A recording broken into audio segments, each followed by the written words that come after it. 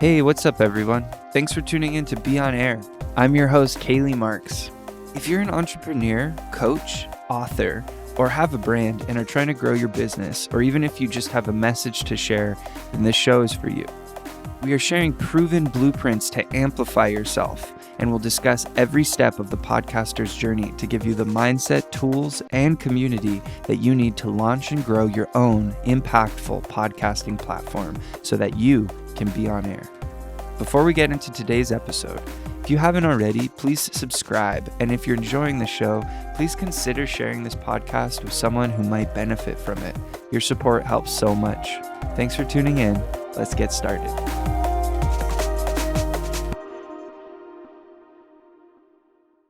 Today on the podcast, we have Melissa Meader. Hi, thanks for having me. Melissa is a somatic shadow work coach, and she has an incredible online community and online school, many courses available. And I'm so happy that you're joining me today to talk about your podcast and your work. Would you tell everyone a little bit about, what's current for you, what you're working on, what's exciting for you? Sure. Thanks for having me. It's great to be here. Well, what's really up right now in my work is expanding how I do what I do. And it's an interesting problem / opportunity to want to put out more work, but have to calibrate that with how much time. So the courses are a really great thing to do in order to get the work out. So that's been the big thing. Shadow Stalking 101 is an online course that's self-paced, so people can just get the information. They don't need one-on-one time with me. That's the big thing. The other thing is I was am a yoga teacher. I taught Hatha yoga, which is the physical form of yoga practice, for decades. And so I'm going to get back into that through Patreon. So that's my big learning curve, is getting these sort of donation-based Synchrosoma yoga classes going. That's kind of what's mainly up, besides my book and my new courses and my one-on-one practice and all the other stuff I do. You don't have that much going on, basically. It's really, I don't know if it's ADD or it's just, this is a very productive time in my consciousness. So I'm doing what my consciousness is leading me to do. It's incredible. Yeah. We've been working together specifically on the podcast and on the courses for over 6 months. And you've just been putting out so much amazing content and really building an incredible following online. And that was one of the reasons why I really wanted to talk to you, because I think a lot of new podcasters would have a lot to learn from you about workflow and consistent content creation, and then also authenticity. And your work is really, really unique in the shadow work space, and the yoga perspective you're bringing, the wellness and health perspective that you're bringing to it is different. And so, I'd love if you could just, before we dive into any like technical podcasting details, could you talk a little bit about what somatic shadow work is, so people have an understanding? Yeah, this morning, while I was walking on my treadmill machine, I was thinking about what I do. And it occurred to me that a lot of what I do and teach is fitness of the mind. And because, I call it consciousness training, because we're training how we pattern our thinking. And so really body is, and our soma, or the energy in our body, which is connected to everything and everyone everywhere, that's already pretty fit. It's the relationship of our thinking and our thought patterns that are create blockages and, give us the so-called problems. So what we do with somatic shadow work is we retrain how we use our consciousness to be a companion of body energy and everything that's going on in our body. And for a lot of us, there's stuff in there from trauma, from even probably just being sensitive to the environment and the world. You don't have to have trauma to have a challenging relationship with your body. So this is the main thing is retraining mind. I would say that's the main thing. The somatic work is actually pretty simple once we know how to do it. It's about having full awareness. Well, I shouldn't say full, but having a continually growing awareness of how we experience our soma or body energy elixir, the drink of immortality. Wow. Yeah. I mean, especially now in this world, we can get so disassociated from what is present in our body. And oftentimes even the emotional reaction or the mind story that's coming up for us, the fear, whatever, is starting as a sensation somewhere in our body. And that is a gateway into deeper understanding, right? Well, what you said was really important, that it starts in your body and then it turns into a thought. I think a lot of us have thought that it's the other way around, that we think and then we have stuff going on in our body. But really, it's the unconscious is vast, and it's feeding and leaking up into our thought processes. So really, that's what shadow and archetypes and all of that are, these leaks. So when we catch them by having awareness and doing all the practices, we can follow them. And that way we can follow them into body and move forward. I'm careful about any goal orientation of language around this stuff, because it's really about meeting in the moment and companioning who we are right now, not necessarily getting anywhere. That's actually kind of a problem, to constantly be goal oriented. I'd love to dive into that even more, and let's work our way there. If let's zoom out a little bit, and it's interesting because you do these wonderful guided audio meditations, as well as just, I don't know how else to say it, but these downloads of information that are very universal truth, but then very applicable in modern everyday life. And so could you talk a little bit about like how you came to podcasting, why you came to podcasting, and what that was like starting? Yeah, great. Well, I was a coach for a long time. And when I took up the somatic shadow integration practices and really the archetypal studies, sort of a channeling download from the mainframe of the universe, I started changing my practice with clients that I already had into this kind of work. Then I created some courses so that there was more content and more. It's all about people taking on the work for themselves. It's not like a therapy relationship where you go in and you talk about your issues. It's more like you're learning all these skills. It's more like shamanic work or yoga, where you're learning techniques and skills. So the courses came out of that. And then at some point I started really diligently posting on Instagram every day, writing. So my writing practice became part of my daily process, as a response to the world, and also an action to take in the world, what I call right action. And we know where that comes from, out of Vedic technology. So, and it's part of my seva as well. My service is just like daily giving free information to people. Out of that, I found I needed a little more space to say some things that I wanted to say. So the podcast was a natural outgrowth of that. And so it became, I called it the first podcast. I really felt like I needed to rant about some content that would have taken up too much time in this many words. So the podcasts are about 15 minutes. Turns out about how long I need to speak about a particular subject. And you were talking about the meditations that are in the course, right? The stuff that's in Shadow Stalking 101. Yeah. So that's a little bit different. Those are guided practices that people listen to my voice and I take them through something, and then they can just use it as a practice on their own. It would be like, learning how to do a sun salute. And then once you've heard the teacher say it 5 times, what's coming next, and then your innovation and your intuition will start to feed into whatever practice you're learning from me or my voice.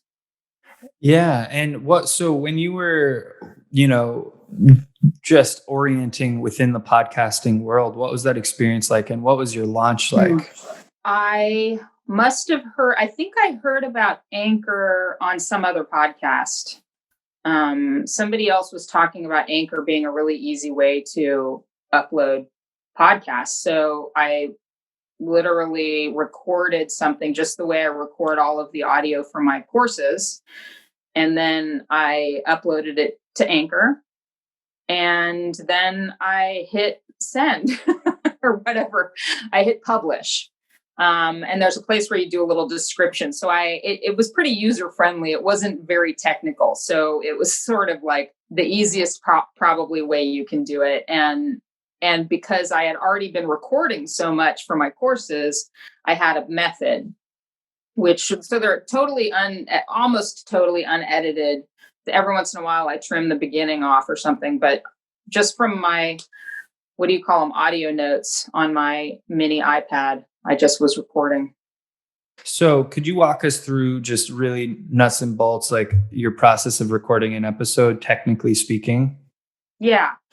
So I have a lot recorded in advance because when the muse comes in and starts to really kind of make me want to rant, I record. So I'm not doing a thing where I record and then I wait and then I launch it that week or something. I've got a bunch backed up because it's when the content comes. So when it comes time for a episode, beforehand, I take, let's see, we have worked together and created some intros and outros and advertisements. So I have them as little, what do you call those, sound blocks or something. So it's really easy. From uploading to Dropbox, the audio and my audio is getting a little better as we go here. My season 2 is going to have much nicer audio. The podcast farm has suggested some really good equipment. So anyway, we upload to Dropbox, send it over to Anchor. It's cut and paste. It's drag and drop. It's the easiest system you've got. You put it in. I always have a specific publishing time, which is Tuesday at 1 a.m. And that reaches my audience in Europe. I happen to have a strangely kind of a little bit of a following in Europe. So I wanted to make the timing their morning. I think I've got that right. I think it's their morning or close to it. So you publish. You put in your information and you basically set the time you want to publish, and then you hit publish, and it's just sitting there waiting to go. And what are you using to actually record your podcast? So it's the audio notes that comes with the iPhone or the iPad. I use my mini iPad. It's actually a little bit better sound quality. My first courses I did on my phone. I created courses completely on these tiny little digital machines. So I record right there, and I have a mic and adapter that I can use now for the iPad. So that's it. It gets uploaded so the expense is really low also, I should say, because Dropbox has a lot of, once you pay for a subscription, you can upload a lot of material there. Yeah. And I think thank you so much for all that info. I think a couple takeaways are the fact that you didn't invest in, hundreds of dollars of sound recording equipment. You used what you had and used a phone or used your tablet. And that actually got you clients, that got you out the door and launched, and you had an audience growing. And now, you've invested in a little bit more gear, but you've backlogged a ton of content. And that's the other thing, is backlogging. And when the muse or when the inspiration hits, like you're recording as many episodes as comes through. And I feel like that set you up for success, because you've seen some really wonderful growth in, I don't even know how long you've been podcasting. It's not been that long, and you've seen such a nice steady growth and people really engaging and connecting with your content. And it shows that with a phone, you can get out the door. And so gear is really not a obstacle or a barrier to entry.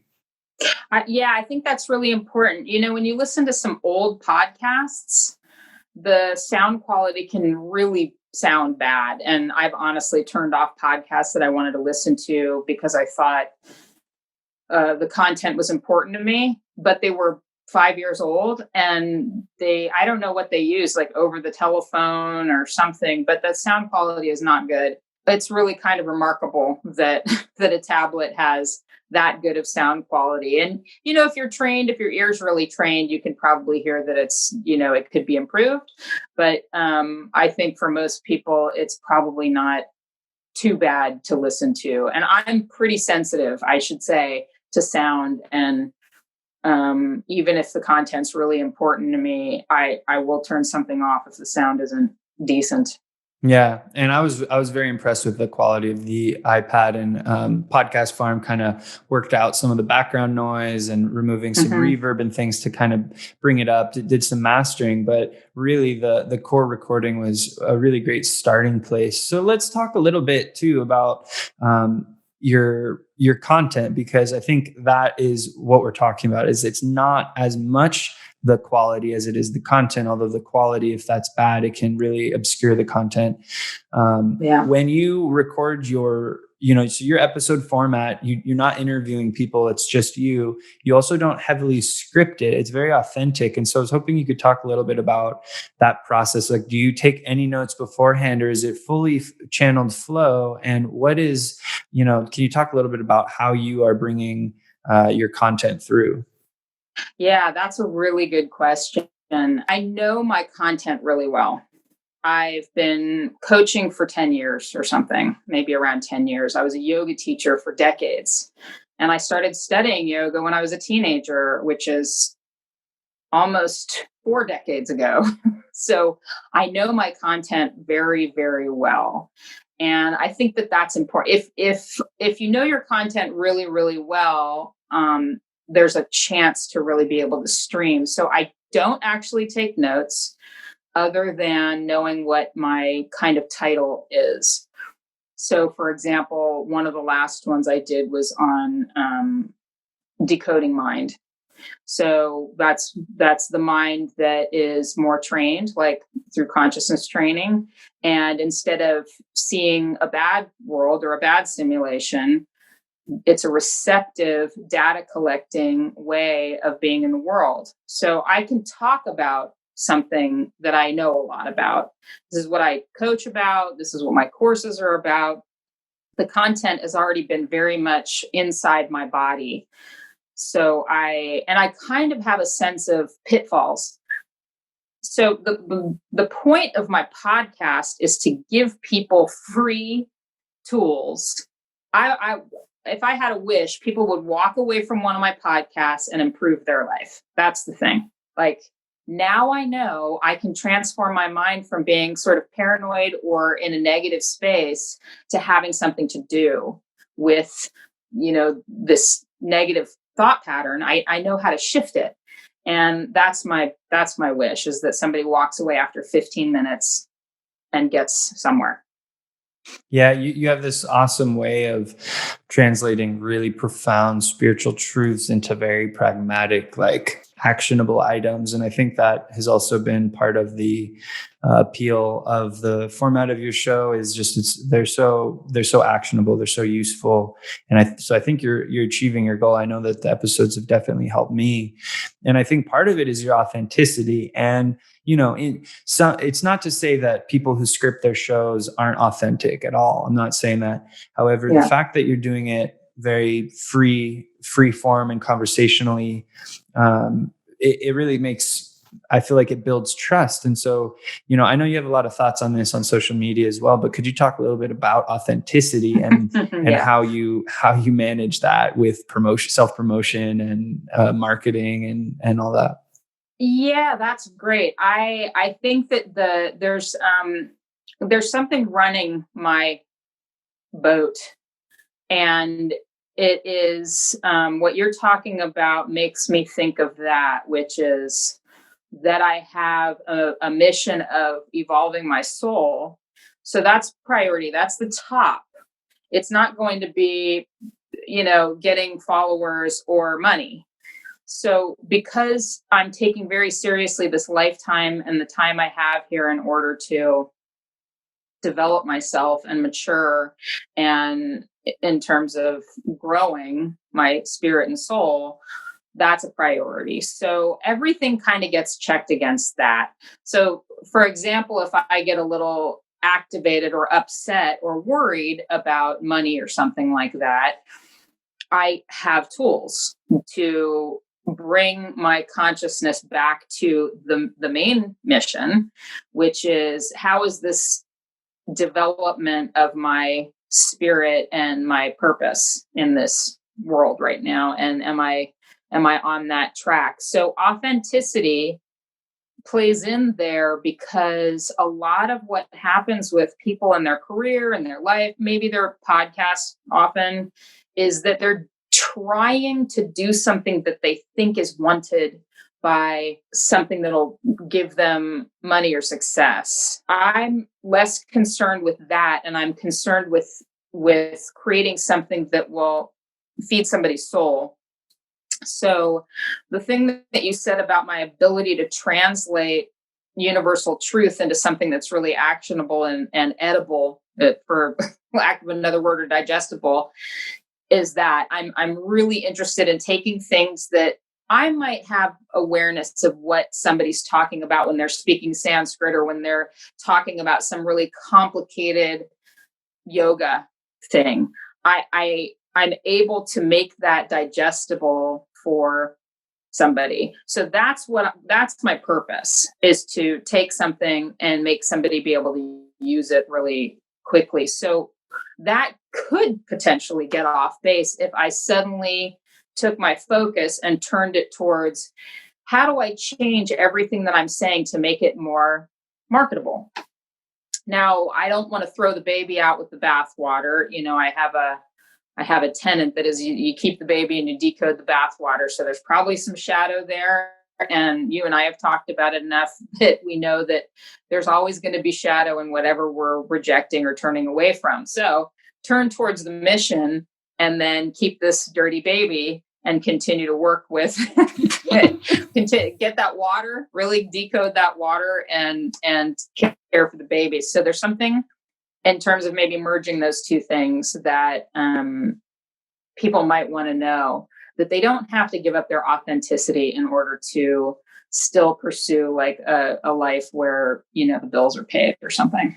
Yeah. And on the contrary, I think that it is actually more of a key to success. I think people are starving for that. There's so much fakeness out there. There's so much get rich quick schemes. There's a million coaches online right now, which is great. And I feel like the path forward is authenticity. And so it sounds like by getting in touch with our values and our purpose and our why, that is our measurement of like how to stay authentic, is to measure all of our campaigns, all of our content against like, is this in alignment with my why and my purpose here? Yeah, I had somebody send me one of those things like, you follow these 4 people and send 20 people this thing, and then you'll get all of these extra people following you on Instagram. And my first reaction was, well, who would those people be? Because if I want people following me, I want the people following me that really actually want my content, not just trying to grow their followers or something. So that's really important to me, to have kind of a quality rather than quantity of people. That's totally key right there. And, one of the things that you've done to really attract your audience, a quality audience, and audience who are, in alignment with your values, is like you mentioned, you put out just so much consistent content. And at Podcast Farm, we're all about organic growth. You put out just massive amounts of content, and you've seen a lot of success in the digital marketing space. You get a lot of these, here's secret marketing. And a lot of people don't even understand really what marketing is.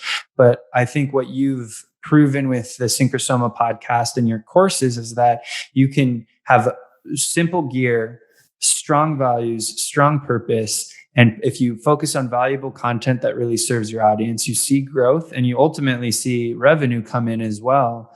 And so to tie that in, would you talk a little bit about your, Shadow Stalking 101 courses and maybe any other courses you'd like to speak about, and how that links and how you've used the podcast to kind of funnel people to the course from the podcast and vice versa? Yeah. Well, what's really cool that I discovered from doing it is that I can't even remember when it was, but it sort of clicked that like, oh, the podcast, people put ads on their podcasts for what the things they do. It hadn't occurred to me in the beginning that there was a connection there. So when I figured it out, I said, oh, of course, yeah, let's put an advertisement, which this week it's actually in the beginning of the podcast rather than in the middle. But I chose to, just advertise the course really pretty briefly. And so what the course is about, your question was talk more about just what Shadow Stalking 101 is as a course. Yeah, if you could talk a little bit about the courses that you're currently offering, and then also how you're using the podcast to help the course and how you're using the course and the podcast together. Oh, that's great. Okay, so the course, we walk through these 3 gates: the overworld, the underworld, and the worlds in between. And it's really what we're talking about right now: getting authentic, changing how you pattern your mind and get more connected to who you are and what you want to do and your purpose. It's sort of like we go from the world happening to us being creators and really changing our life so that it's how we want it to be. So the podcast, the course relates to the podcast, and the podcast relates to the course because it's all of that content. It's the content is how. So why would somebody want to get the course is a good question. Maybe the course is a little bit more like coaching than just putting out an idea or content to interact with. There's, like you said, there's guided things in there. There's lots of work to do and more things to prompt and take you deeper inside of your own self. And so the podcast in that way is sort of like, it's the beginning. It's almost like a beginning. And the course is like a deeper dive. However, I have to say, I get a lot of feedback about how a certain podcast really speaks or helps somebody learn a little bit more about something I said in the course, and the other way around. And honestly, I have this shorthand now where people ask me questions on Instagram or something. They DM me and I send them to specific podcasts or posts. Instead of spending, 25 minutes texting with somebody, I say, listen to this podcast. It explains everything you want to know about that, which is really great because it's like a little mini coaching session right there. Yeah. And I think for coaches, especially leveraging the podcast in that way to automate and save time is just super invaluable because, certain things don't need to be repeated a billion times. Certain things can be shared in a format like a podcast. And then, like you're saying, a shorthand of being, listen to episode 23, listen to episode, 10 to get that piece. I think that is just a super valuable tool. And the fact that you can send people there is just a great asset to have. So if you were to start your podcast over again, this is something I ask everyone, what advice would you give to yourself, or what advice would you give to a new podcaster who's just, wanting to get into the podcasting world? What would you say to them? Well, some of the things we talked about, I think the main thing and that might be a generational thing or just, launching into your career in your life, is kind of putting the cart before the horse sometimes. There's this authenticity thing. There's a sense of people pretending to be masters of something, but they're not. They're beginners. And there's nothing wrong with being a beginner. Actually, you can teach as a beginner and teach what it's like to be a beginner. And that can be incredibly valuable for people. So rather than, pretending, what we call the false guru, or coming out with kind of like this, I know everything there is to know about this subject, and but it doesn't read as very authentic because the person doesn't really totally know. So that's what I would say is that, really use whatever it is that you have. For example, I've worked with chronic illness in myself, or chronic challenges, let's call it that. And that's a huge teaching tool for me. It's not a deficit for me to have something that's going on in my body. It doesn't make it harder for me to be a great coach. It doesn't delegitimize my coaching. It actually is so valuable for me to reach people that are dealing with chronic illness or chronic pain or some autoimmune thing. It's an asset. It's not a problem. So you might think that something that's wrong with you, like you don't know a subject, and you have to kind of pretend to get around that. I would say it's not true. It's the opposite. It's that you want to be who you actually are. And then in terms of the technical stuff, obviously somebody is lacking in technical ability can pull this off. I probably couldn't give advice about that part of it, but another podcaster might say something about, make sure your sound quality or something is good enough. First of all, that's fantastic advice. And would you do anything differently if you could go back? Anything differently? I'm pretty pleased with I launch it once a week. I've got a pretty easy format, so it doesn't take too much time. I don't edit much, so it doesn't take time there. I like my jingle intro. I like the advertisement. I kind of You're like happy all with stuff. it. That's great. I'm really happy with how we did it so simply. And I guess it could become way more of part of my service that I give the world is inside of the podcast. And if that comes to pass, then maybe I'll upgrade on all kinds of stuff and get more fancy. But I'm really pleased with how it's interfacing with the rest of what I do. So I can't think of anything, honestly, that I would change at this moment. That's wonderful. That's a great success story. How, I talk to a lot of podcasters, and staying committed to the show, especially if it's not growing as fast as they'd like, or just, it takes the work that it takes. So to stay in this for the long haul, like what have you found that really helps you stay committed to putting out episodes? What helps me put them out? I am passionate about what I'm teaching. I think that's one thing, is that it's almost hard for me to hold back and not just launch them all at once, because I'll have questions coming into my messages or emails or something, and I'll be like, oh, this podcast in 2 weeks is going to be great for that. So I'm very passionate. I think that it kind of goes back to this authenticity thing and doing your life's work that you're meant to do rather than doing what somebody else thinks you should do. If you're really passionate about what you're doing, it's fun. It doesn't even feel like work. Sometimes people say to me, gosh, you really do put a lot of work out there. It's really like I have to settle down. That's my work, is to kind of like not put out content because of the passion. So that's not an issue I suppose if I get bored with shadow work, I'll have to move on. But so far, archetypal studies, it's just a bottomless pit of fabulous monsters and demons and gold. So I'm not bored. Does not sound boring. That is so awesome. I love it. Yeah. So, to talk a little bit more about your work, you mentioned archetypal studies. Could you talk a little bit about what archetypes are for those who are understanding? And I think this really applies, the hero's journey and the idea of just the evolution of the soul and that whole process. So could you talk a little bit about what an archetype is? Yeah, an archetype, I like to use kind of a simple definition, which is it's a primordial pattern, which means a very ancient, old, universal pattern. And a lot of who we are as people isn't who we are.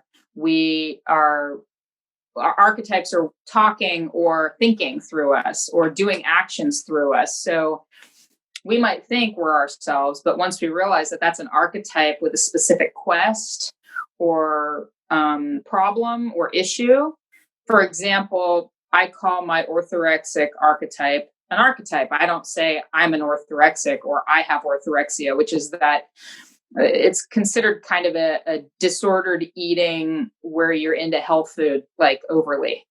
And that kind of ties into the chronic pain illness stuff. But so when I notice that I have an orthorexic, then I'm owning her and containing her.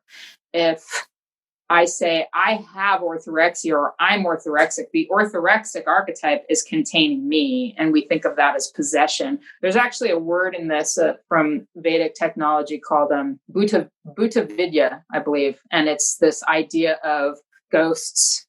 But for modern language, we can think of the archetypes are like films or they're not quite entities, but it's like that. And they just sort of like come in and start thinking for us. So we think those are our thoughts, but they're not. So that's why consciousness training is so important, because you get the difference between who you are, which is a vast being with connection to everything and everyone everywhere. That's what Soma helps us understand. And the difference is these little parts of us, which is like the child part of us, or the mad woman part of us, or some sort of archetype that's taken over our identity. So an archetype masquerades as you often, and it's not a problem. It's actually an opportunity to grow your soul. So you just want to know that that's what's happening. And once you know it, then you can start working with it. It's fascinating stuff. I love just going into this and also seeing how it relates to everyday struggles that we experience, and overlaying the different archetypes in any given circumstance and seeing what's at play. I'd love to give the listeners like one tangible first step they could do to start doing some somatic work. Is there anything that you could walk us through that would just be like one thing that they could do while listening or after listening? Yeah. So, there's so many things. I want to do something really simple. A really simple thing is to make connections between your thoughts and your feelings. Or your energy in your body, or your soma. Think of something that happened this morning or today that was a little annoying. It could even be like you walked into the kitchen and there were dirty dishes, or you got an email you didn't like, but it could be something more like an argument you had with somebody. So you think of something and just sort of see that pile of dirty dishes. You can close your eyes and do that, or just kind of get a sense. And immediately you're going to feel a related feeling somewhere in your body. Now, the caveat here is if you've had a lot of trauma, or if you're really dissociated, it might be hard to feel. So you can just pretend, this is a good place to pretend, that if you did have a feeling, you might know where it is. Like it might be in your gut or in your stomach or, heart or something. So you just sort of make the connection. You're making the connection between a thought and some form of energy in your body. And so it could be a tightness or a pain or just a recoil. It could feel like you're pushing back. It could feel like I got to do something about this. So that's the quick, easy first step to basic somatic work, is noticing that there is a connection. It's not just a thought. There is something happening down here. So this is awesome. And so, I think speaking for myself, like I am very goal oriented, and this seems goalless in a way, which I feel like is important, right? So the goal here that we are to accept just that sensation and that connection and just be aware of it and not really take it anywhere. It's really like just to notice and contain it, as you're saying.